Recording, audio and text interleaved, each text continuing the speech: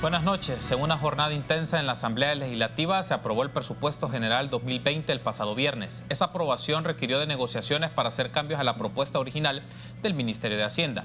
Se redujeron algunos rubros de ministerios y el gasto en publicidad, reorientaciones autónomas y hospitales. A nivel del endeudamiento, el Pleno aprobó 645 millones de dólares para emitir títulos valores que cubran la brecha presupuestaria. En simultáneo, se aprobó una ley transitoria para facilitar el pago a quienes tienen mora con el fisco. Según las autoridades, no es exoneración de pagar tributos, sino un mecanismo para garantizar la recaudación de 110 millones de dólares. Sobre la aprobación del presupuesto y las principales tareas de la Asamblea Legislativa, hablaremos esta noche con el presidente del Parlamento. Iniciamos 8 en punto.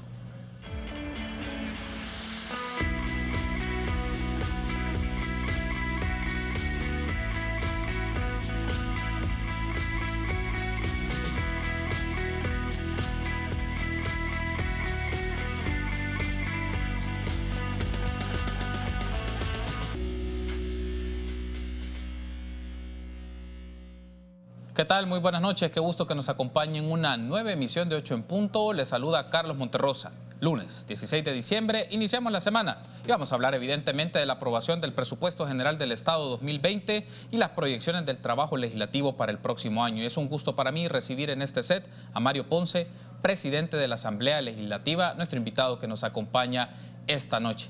Buenas noches, presidente. Buenas noches, qué gusto, Carlitos, que esté con nosotros. Muchas gracias por invitarme a este programa. De hecho, quiero felicitar a Canal 33 por el esfuerzo de estarse expandiendo y llegando con una señal nítida a todos los rincones del país. Y un saludo muy especial a todo el equipo técnico que hace posible que esto se llegue a todos los rincones. Gracias por tomar la invitación, presidente. Veamos la nota introductoria.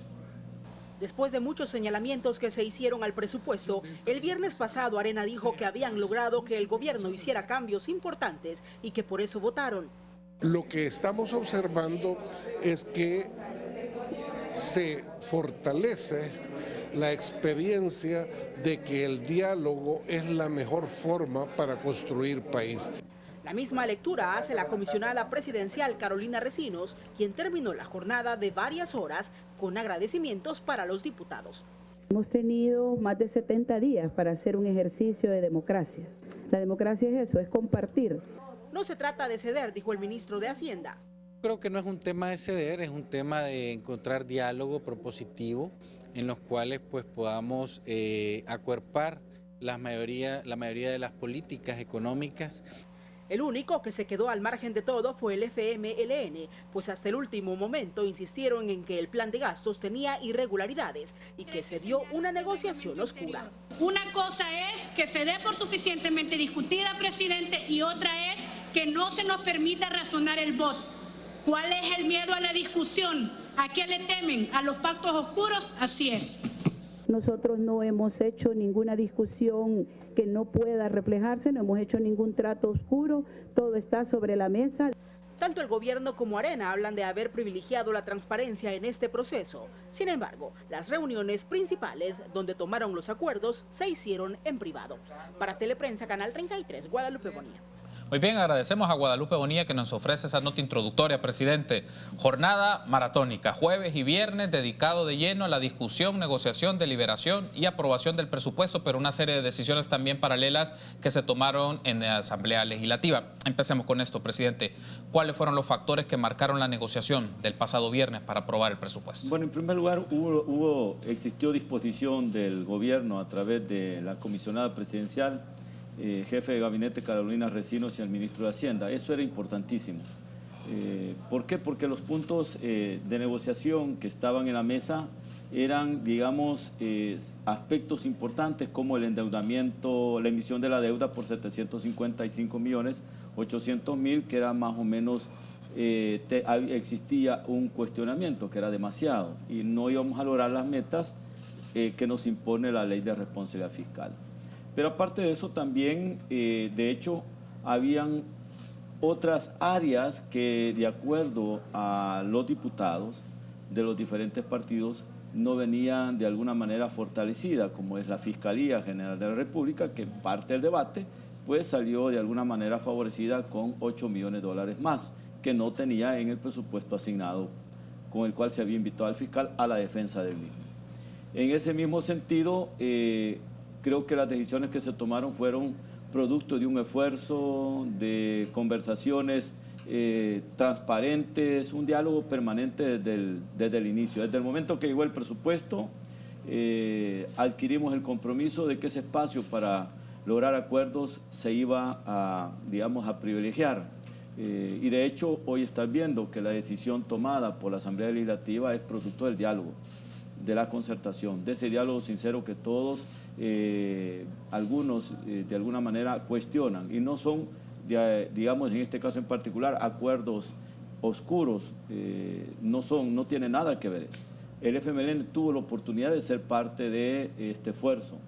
Lastimosamente, cuando se le invitó a la octava planta por parte de este servidor, se dijo que esa no era la Comisión de Hacienda, y en efecto no es la Comisión de Hacienda. Este servidor es parte de la Comisión de Hacienda, pero no tomo decisiones por parte de la Comisión, que es un equipo de diputados muy técnicos, y que las decisiones técnicas se estaban tomando en la Comisión de Hacienda. Y los acuerdos políticos o digamos, la vía de empezar a construir bilaterales para empezar a discutir con cada uno de los partidos estaba dentro de ese esfuerzo. Yo invité a todos los líderes de los partidos políticos a la octava planta, a la oficina de la presidencia, para poder platicar. Ahí me acompañó el gobierno, en este caso en particular, el ministro de Hacienda y la licenciada Carolina Recinos, para que ellos de alguna manera entablaran bilaterales con el resto de los partidos políticos. Y creo que el error del FMLN en este caso fue cerrarse a la posibilidad de poder hablar con el gobierno. Y es que el país va a seguir funcionando, Carlitos. El país no se puede paralizar. El país tiene que salir adelante a como sea. Y en este caso en particular, el esfuerzo que se hizo fue por el bien del país, por el bien de los salvadoreños. No podíamos mandar un mensaje equivocado ni a la población, ni tampoco a los inversionistas, sean estos nacionales o extranjeros. Me ha hecho una mención de algo que creo que es significativo del proceso de negociación de cualquier aspecto, sobre todo cuando es el presupuesto general del Estado, presidente, es ¿por qué no hacer la discusión política también en la Comisión de Hacienda? Porque uno de los elementos, no solo era discusión del FMLN, otros grupos y sectores mencionaban que esto se hizo de manera privada cuando pudo haber sido parte del debate de la Comisión de Hacienda. ¿Por qué hacer la separación de esos dos niveles, diputado? No es cierto. La Comisión de Hacienda hizo su esfuerzo, hizo su trabajo. ¿Cuántas veces viste tú ingresar a la Comisión de Hacienda, al ministro de Hacienda y a la comisionada presidencial? No una vez, la viste desfilando 4 o 5 veces. Se les explicó de forma reiterada, bueno, ellos explicaron de forma reiterada el compromiso de sacar presupuesto, pero al ver una posición cerrada, donde solamente había un señalamiento del no acompañar, digamos, con sus votos a la aprobación del presupuesto, prácticamente se veía una situación bastante difícil, digamos, de construir. Ahora, ¿las bilaterales para qué son? Las bilaterales son para empezar a discutir detalles del presupuesto, porque no se estaba objetando el presupuesto en sí, se estaban objetando ciertos rubros del presupuesto general de la Nación. Y de hecho quiero decirte que, vaya, por ejemplo, teníamos ya antecedentes de que en el pasado habíamos logrado recaudar por la vía de la ley de amnistía fiscal alrededor de 149 millones de dólares. Y es que lo pusimos para un tiempo, digamos, muy corto, porque estos son decretos transitorios, no es una ley permanente. Entiendo que es por 8 meses, entonces, nada más. Correcto.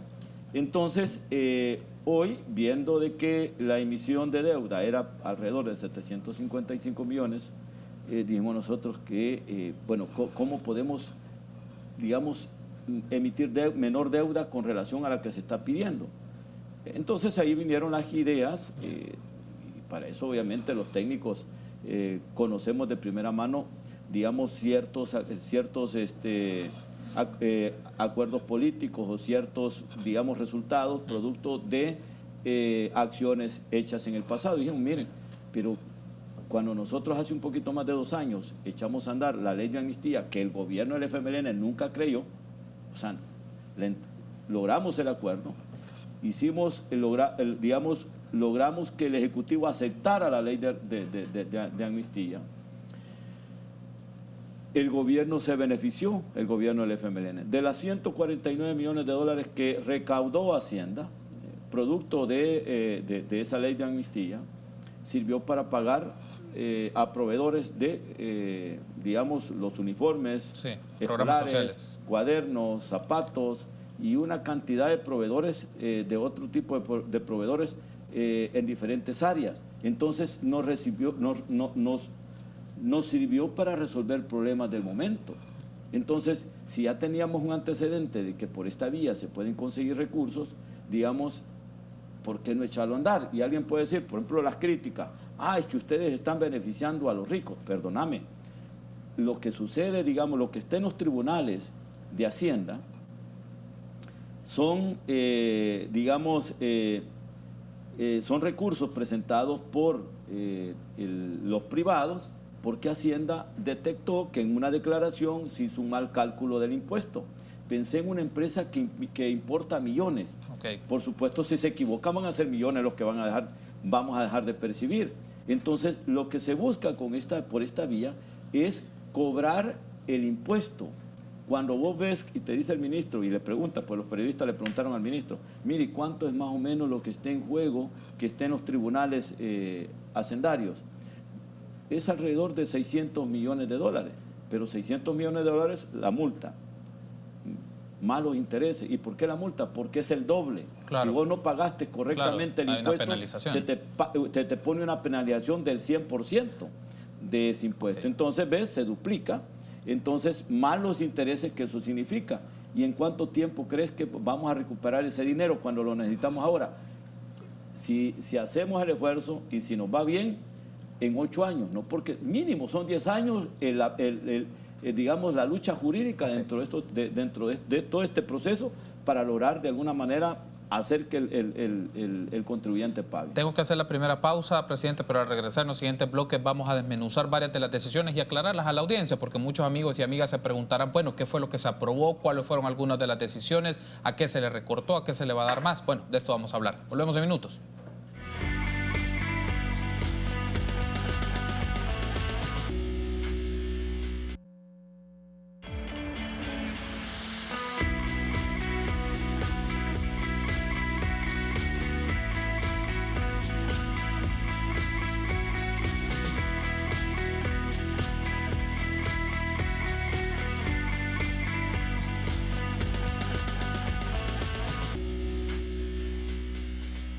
Una mención importante, si estás ahorrando, estás ganando.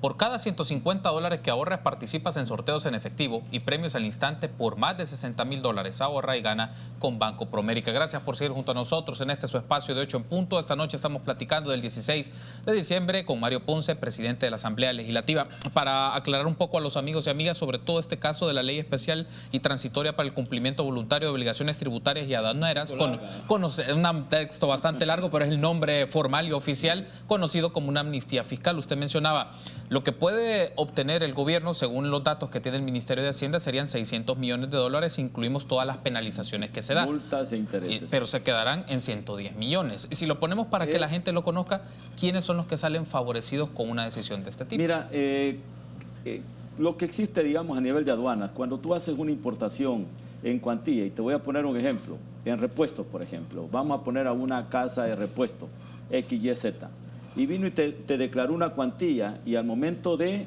ingresar a la aduana se determinó que había una cuantía diferente, que podía de alguna manera modificaba el valor a pagar dentro de la póliza. Ese error es sujeto de una multa, ¿vean? Y se le hace el cobro del 100%.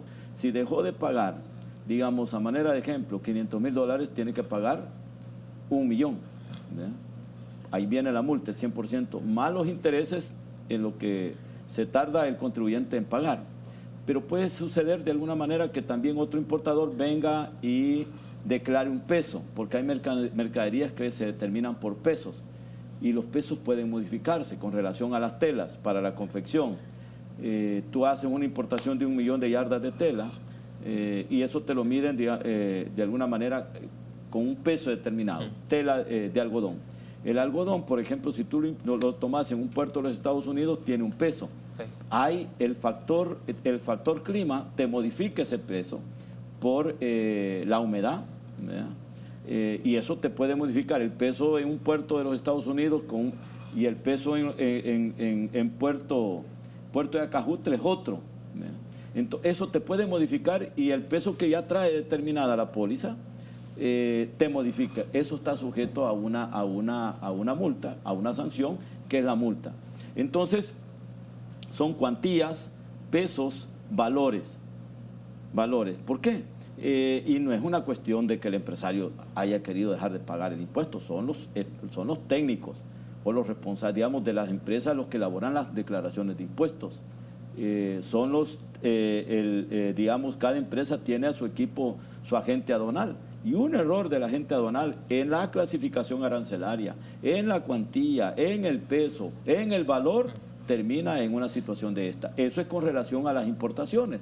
Pero puede ser también el hecho de que alguien al declarar su impuesto sobre la renta haya hecho mal el cálculo. Y me refiero, digamos, a estas empresas que obviamente son tan grandes. Partamos de un hecho hipotético. Una Telefónica XYZ vino, hizo su declaración de impuestos sobre la renta y determinó todos sus ingresos y calculó, digamos, calculó todos sus ingresos, determinó sus costos y al final obtuvo una utilidad. Y a esa utilidad dice, bueno, esta es la utilidad sujeta del impuesto sobre la renta. Si esa empresa no hizo bien digamos, la declaración, no es el empresario o los socios o los accionistas, es el técnico, hizo mal el cálculo, posiblemente dejó de pagar allí 2 o 3 o 5 millones de dólares. Ahí viene y entonces dice, mire, Hacienda revisa, ¿vea? Determina que el cálculo se hizo mal y que Hacienda dejó de percibir 5 millones de dólares en esa declaración. ¿Usted creería, estoy hablando de sí, un hecho, de un caso hipotético, no estoy diciendo que una Telefónica lo haga. Pero usted porque considera, quiero aclararlo, pero lo puse como un ejemplo, como puede ser cualquier otra empresa. Pero usted considera por los montos, porque estamos hablando de 600 millones de dólares o cientos de millones de dólares, que muchos errores no dejan mucha suspicacia que puede generar las empresas en el tema, partiendo de empresas grandes que tienen equipos técnicos. Solo el que está sólidos. solo el que está, digamos, dentro del negocio o está dentro de la administración hacendaria, sabe lo que significa de alguna manera cometer un error. Hay errores, obviamente, que se determinan y eso te lo puedo, por ejemplo, tú puedes de alguna manera determinar varios errores, por lo cual se evita el Estado puede dejar de percibir. Una partida arancelaria. Voy a poner un ejemplo.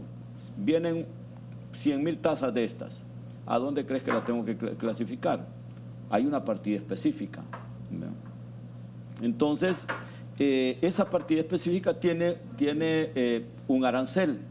Pero ponerle que vino el técnico y por algún motivo la clasificó en otra, en la que tiene un menor porcentaje. Hacienda revisa, porque no es que obviamente eso va a pasar, y determina de que ahí se dejó de pagar un arancel. Yo te pongo el ejemplo, y lo voy a poner esto porque esto es un ejemplo bien sencillo, y lo vas a entender, lo va a entender el televidente. Por ejemplo, vamos a ver si lo tenemos acá. Vale. Si yo vengo, vamos a ver, esto lo emiten los bancos, correcto, las tarjetas de crédito, aquí para que lo vean. Esta tarjeta de crédito, si esto no trajera esta cinta, no fuera un soporte, ya esta tarjeta de crédito, cuando viene con la cinta, hoy trae un microchip, pero una cinta que te guarda toda la información tuya, tú que vas a poseer esa tarjeta para hacer uso de ella. Si esta tarjeta viene y trae esta cinta, se convierte en un soporte para almacenar información, ¿correcto? Entonces, los soportes están bajo cero arancel. Pero si yo vengo y no le pongo, no trae el chip, no trae esta cinta, ¿a dónde clasificarías? La clasificarías como producto de plástico y en la partida 39. Y en la partida 39, el producto de plástico tiene un arancel, tiene un arancel que no es cero. Hoy creo que más o menos anda por el 20%, 15 o 20%. Pero ¿ves cómo cambia? Claro, porque son otro tipo de productos. No, porque puede ser la misma tarjeta. Claro. Porque aquí se puede hacer de alguna manera, aquí se puede venir a maquilar. Pero si esta tarjeta viene desde Estados Unidos, sin toda esta información, sin el microchip y sin la cinta que pueda guardar información, se convierte en otro producto. Entonces ahí, al momento de clasificar, puede ser que lo clasifiquen erróneamente y no se pague el impuesto que tenían que pagar. Hago el cambio a otro de los temas porque también es importante que nos lo explique, presidente, y es para efectos de la audiencia importante conocerlo. Nos queda un par de minutos antes de hacer la pausa y en el siguiente bloque lo ampliamos con más detenimiento. Es los famosos gastos financieros, que se está hablando de una cantidad importante, pero fueron reorientados poco más de 104 millones de dólares. ¿Qué definió esa reorientación? Bueno, como el gobierno fue claro y dijo que estaba dispuesto a hacer los cambios que fueran necesarios, y eso se reflejó en el acuerdo político. Yo creo que en este caso en particular el gobierno estaba hablando en serio y no estaba mandando una camisa de fuerza a los diputados de aprobar el presupuesto tal como lo envió. Y los presupuestos nunca se aprueban tal como llegan. Siempre existe una modificación, porque los partidos políticos ponen a los mejores y a las mejores dentro de esa Comisión de Hacienda, a los diputados más acuciosos, obviamente más que conocen perfectamente el tema hacendario, y de hecho el esfuerzo, digamos, realizado a través de las bilaterales determinó que era posible modificarse, cambiar, y muestra de ello que la Fiscalía viene reforzada con 8 millones de dólares más. Hay un compromiso que le vamos a reforzar con 15 millones en el transcurso del 2020. Vamos a hacer que la Fiscalía tenga los recursos necesarios para la persecución del delito. Hay cambios sustanciales. Bueno, la muestra de la idea de decir, miren, en vez de endeudarnos o emitir deuda por 755 millones, emitamos deuda por 645 millones. Eso es, no aplaudir eso sería, ¿verdad? Y alguien que venga a decir, a ensuciar un acuerdo o a hacer un señalamiento de que ahí hay negociaciones oscuras, perdóname, si por esa vía vamos a recaudar 110 millones de deuda menos que el Estado puede tener al momento de emitir deuda para poder, digamos, cubrir el plan de gasto. Entonces, todo eso, ese tipo de mecanismos, de acuerdos, son parte de un diálogo abierto. Ahora, no podés todas las reuniones bilaterales hacerlas, digamos, a puertas abiertas, porque se entiende de que puede ser que exista un acuerdo, puede ser que de ese acuerdo venga y se retroceda. Entonces, ¿y en qué quedamos? Pues hubo un acuerdo, se retrocedió, aquel no se dio, y esa situación no te permite de alguna manera mandarle una información exacta del resultado de esa reunión. Tengo que hacer la pausa, presidente. Al regresar seguimos ampliando más aspectos. Han salido varios elementos interesantes para desmenuzar el presupuesto 2020. Volvemos.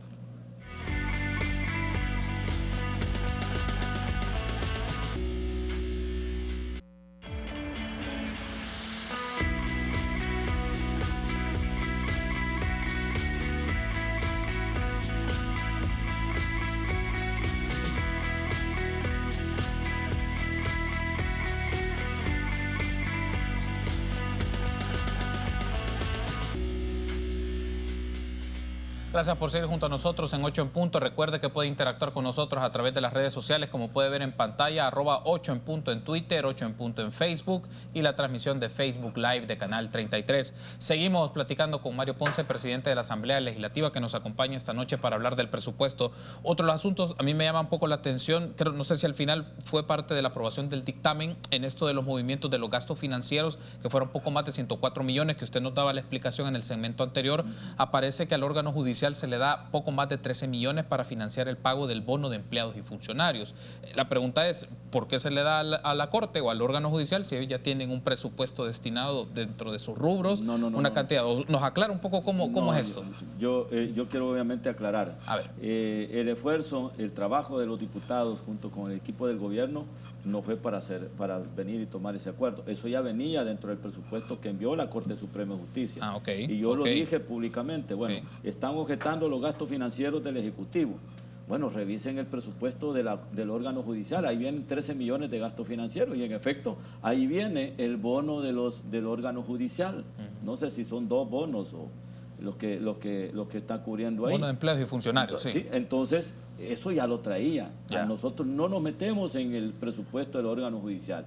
Ni el presidente de la República con su Consejo de Ministros se mete en el presupuesto del órgano judicial, ni la Asamblea Legislativa. Lo que sí le decimos a la Corte Suprema de Justicia, que nosotros siempre hemos, en los últimos 10 años le hemos dicho, tal como lo ordena el constituyente, no menos del 6%. Le damos el 6%, pero no menos de eso. Entonces, dentro del 6% están esos 13 millones de gastos financieros, pero no es porque nosotros se lo hayamos dado. Ya venía estructurado ese presupuesto del órgano judicial desde el momento que se le entregó al ministro de Hacienda. Ahora, ya uno de los aspectos, ya que nos va aclarando más estos detalles, presidente, ese rubro de gastos financieros generó tanto debate, pero luego se redistribuyó en instituciones del Ejecutivo por aspectos de eso. Entonces, daba la impresión entonces que estos gastos no eran tan cruciales como se habían presentado originalmente y se empezó a mover por ministerios o partidas. Mira, ¿por qué lo habían metido con esa figura? Porque son, digamos, provisiones de recursos para reforzar las tareas de seguridad. Digamos, ahorita está cubierto el número de contingentes de miembros del Ejército y de la Corporación Policial, está cubierto. Alimentación, uniformes, calzado, botas, etcétera, etcétera. Pero se piensa reforzar para seguir con las otras fases, haciendo mayor presencia en el territorio. Esos que no están, no puedes ponerle los posibles 10.000 efectivos que se van del Ejército o el nuevo contingente de la Policía Nacional Civil, que obviamente se está preparando en la academia y que van a salir a hacer trabajos de seguridad pública. No, como se hace una proyección y se determina que ahí tenemos que apartar parte de la alimentación y de todo lo que van a necesitar, si hay que reforzar con 1.000, 2.000, 3.000, 5.000, no sé. Pero es para eso. Entonces, como no lo tenés de forma detallada, porque se está trabajando para poderse echar a andar a partir de 2020, uno dice, bueno, ahí está reflejado, tú lo tenés ahí y no lo podés utilizar para otra cosa más que para lo que ya está determinado. Salud, ¿cómo se llama? Alimentación, sí. Como también, digamos, ponerle de que venga y diga el gobierno, queremos agarrar en el 2020, porque tienen que pedírnoslos a nosotros. Fíjense que aquí tenemos una partida de 114 millones de dólares en gastos financieros y de eso queremos tomar tantos recursos para mejorar. Tenemos problemas de abastecimiento de medicamentos en un 10% y queremos tener surtidas todas las farmacias de la red hospitalaria, segundo nivel y tercer nivel. Entonces, viene y le autorizamos. No es que va a venir y va a agarrar el dinero y lo va a gastar. Tiene que decirnos para qué. ¿Verdad? Cuando él venga y haga traslados de los gastos financieros al área de salud. O ponerle un ejemplo. Estoy hablando casos hipotéticos, no estoy diciendo que así puede ser. O puede decir que el presidente diga, mira, yo quiero ampliar la reparación de la infraestructura educativa. Quiero ir a reparar 3.000 escuelas, a mejorar, digamos, ventilación, techo, todo lo que es infraestructura. Y eso significan 15 millones. Puede ser que venga, ¿de dónde los va a tomar? Aquí lo tengo en la partida de gastos financieros, tomémoslo de acá y trasladémoslo para acá. Es una reorientación. Es reorientación, pero todo es controlado por los diputados, claro, porque así lo determinó la Sala de lo Constitucional. Claro. No es que va a venir el ministro de Hacienda y va a utilizar los 114 millones de dólares para pagar intereses e impuestos, que obviamente que es demasiado, pues, pero es como una reserva, ¿verdad?, para ciertos gastos que no los has, digamos, no has delineado ese gasto de forma exacta, pero ese dinero no se puede ir para ningún lado. Sí podemos utilizarlo siempre y cuando lo pidan de forma, digamos, sustentada. Hay otro aspecto que quería preguntarle también, presidente, porque es parte también de las reorientaciones. Hay una transferencia a proyectos de inversión de municipalidades por más o menos 13.3 millones de dólares. Uno puede entender, ¿esto puede ser parte del canje de las negociaciones? Que lo pidan, por ejemplo, diputados por ciertas circunscripciones de departamentos y municipios, que se mueva para el presupuesto, porque la pregunta que alguien puede hacer, bueno, si se le va a dar un aumento al FODES el próximo año, ¿por qué se está pidiendo más dinero si van a tener más, por ejemplo? Bueno, no sé si tú te diste cuenta, bueno, ya conoces que dentro del impuesto de la contribución especial para la seguridad, hoy viene dentro de esta distribución, ¿verdad? En esa parte hay un porcentaje significativo para la parte preventiva.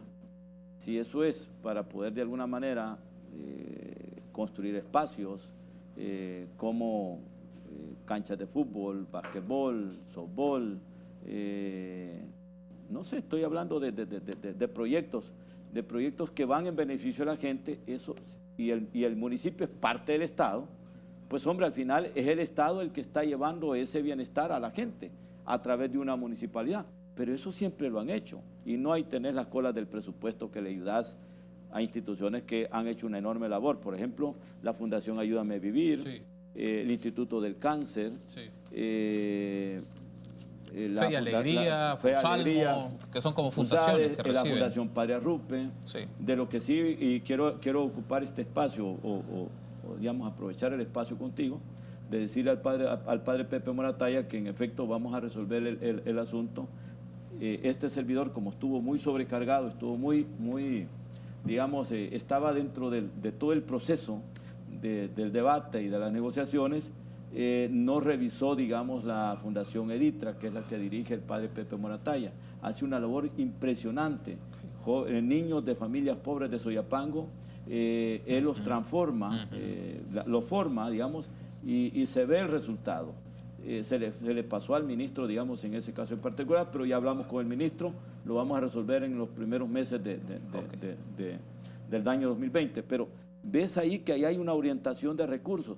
¿Cómo vas a objetar, digamos, el papel de la Fundación Ayúdame a Vivir? Si de cada 10 niños con leucemia, con cáncer, digamos, en la sangre, se salvan 7. Cuando antes prácticamente las estadísticas eran que se salvaban 1 o 2, pero mirad todo lo que ha desarrollado, digamos, el potencial que ha desarrollado la Fundación Ayúdame a Vivir, que yo siempre he dicho a las damas de la Fundación, que son los ángeles de Dios aquí en la tierra, porque le están salvando la vida a los pequeños, hijos de personas de escasos recursos. Lo mismo que lo que hace el Instituto del Cáncer. Tú sabes que el tratamiento del cáncer es caro, claro, ¿verdad? Pero lo que hace el Instituto del Cáncer para las familias de escasos recursos es impresionante. Entonces, ¿cómo no apoyar al instituto? Ya que el gobierno no alcanza a darle cobertura a eso. Ok, tengo que hacer la pausa, presidente. Al regresar ampliamos otros aspectos y nos va a permitir también discutir proyecciones para el próximo año 2020 en el trabajo de la Asamblea Legislativa bajo su gestión como presidente. Regresamos.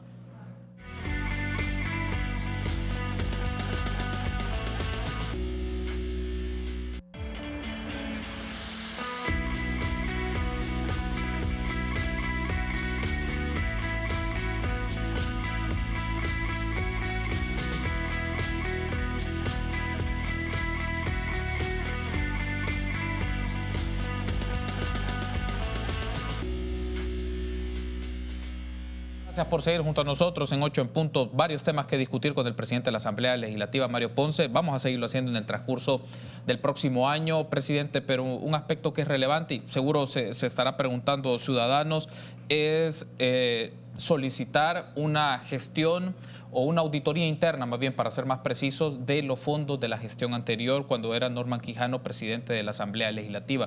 Usted ha solicitado auditoría interna, es decir, por el equipo de auditores que tiene la Asamblea Legislativa para hacerlo y tener más o menos claridad de cómo están las finanzas, las deudas, las condiciones, los deberes y los saberes. Mira, lo que este servidor ha pedido es lo normal, es lo que podría pedir cualquier presidente. Y es que, por ejemplo, cuando yo termine el 30 de abril, también el quien llegue va a pedir una auditoría de cuál fue nuestra administración, porque hoy es plural. Hoy no es Mario Ponce el presidente el que toma las decisiones. Hemos dicho las decisiones colegiadas. Cuando llegue, nosotros terminemos el 30 de abril, quien llegue nos va a pedir una auditoría de cómo fue nuestra función, porque él necesita saber a partir del 1 de mayo cómo recibió la institución. Lo que yo he pedido no es nada del otro mundo, es lo que tú solicitarías si tú fueras el presidente de la Asamblea Legislativa. Yo lo único que he pedido es una auditoría integral, pero que de alguna manera esa me determine qué pasó con la contratación de empleados, qué pasó con los aumentos que obviamente se hicieron, cuál fue el criterio, qué pasó con el uso de los recursos en las diferentes áreas para el funcionamiento del órgano, nada más. Es lo normal, un antes y un después. Yo soy responsable nosotros somos responsables como Junta Directiva del 1 de noviembre para acá, pero del 31 de octubre para atrás no somos responsables los que ahorita conformamos Junta Directiva. Y lo que estamos pidiendo no va con el objeto de venir y afectar a nadie. Si al final las auditorías arrojan, un buen resultado o una práctica correcta dentro de la administración, pues no va a haber ningún problema. Pero si hay alguna situación que se dio en esa administración, el informe determinará si existe alguna responsabilidad administrativa, patrimonial, o la que sea, o la que determine, el ente contralor. No es de alguna manera una dedicatoria, porque no hacerla sería también un error de parte mía. Ahora quiero pedir a producción, nos puede poner en pantalla un titular del diario El Mundo que fue publicado justo este día sobre el tema de gastos que tiene la Asamblea Legislativa sobre boletos aéreos. Si lo podemos poner, no es ese, si lo podemos regresar, este es del tema del presupuesto. Nos referimos a un full de gastos en boletos aéreos de la Asamblea Legislativa. Este es sobre el presupuesto, este es sobre las reorientaciones, que ha sido de los temas que hemos estado hablando, pero no estamos refiriendo al gasto mensual en boletos aéreos. Entonces, bien, la Asamblea Legislativa, pero lo vamos a mencionar acá. El diario El Mundo publicó este día, Asamblea gastó $205,000 en 132 boletos para diputados.